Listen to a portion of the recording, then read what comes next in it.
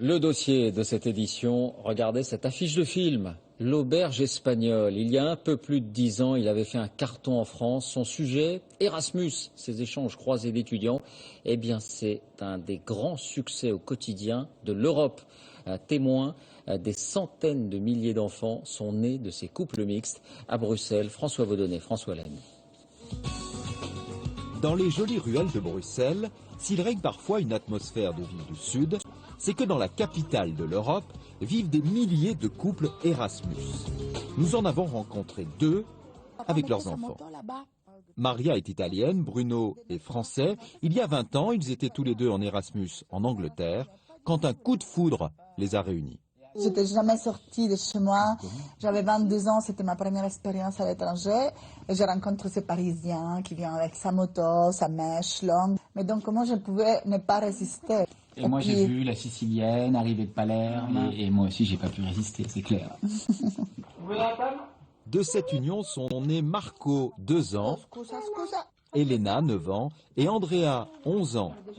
Pour eux, l'Europe n'est pas abstraite, c'est même leur quotidien. Déjà à la maison, souvent, il faut combiner entre une culture plus du Nord, une culture du Sud.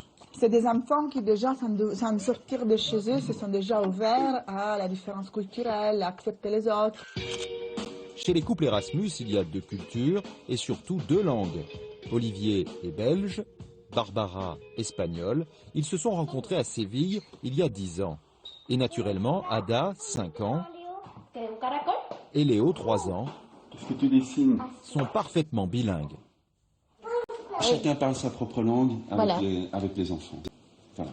Et puis Et après, entre nous, ça... et entre nous, ça peut varier.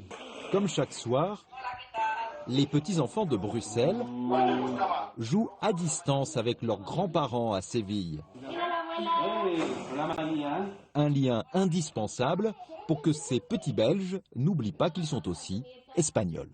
Ça passe par les voyages en Espagne, par rester avec mes parents, jouer avec les cousins, qu'ils puissent aussi avoir des souvenirs aussi par rapport à l'Espagne. Et parce qu'ils ont 2 cultures, les enfants des couples Erasmus n'ont en fait qu'un seul et même pays, c'est l'Europe entière. Les enfants, ils sont habitués à aller voir des amis à Londres, à aller voir nos cousins à Paris, en Sicile. Ça leur offre une ouverture incroyable.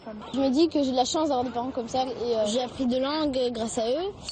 Et je pourrais apprendre 2 langues aussi à mes enfants. Et tu aimerais toi aussi que ta future femme vienne d'un pays étranger? Moi, ça me plairait aussi. Alors bien sûr, depuis près de 30 ans, tous les étudiants Erasmus n'ont pas fondé de famille. Mais ceux qui l'ont fait savent qu'ils ont apporté une pièce au puzzle du sentiment européen.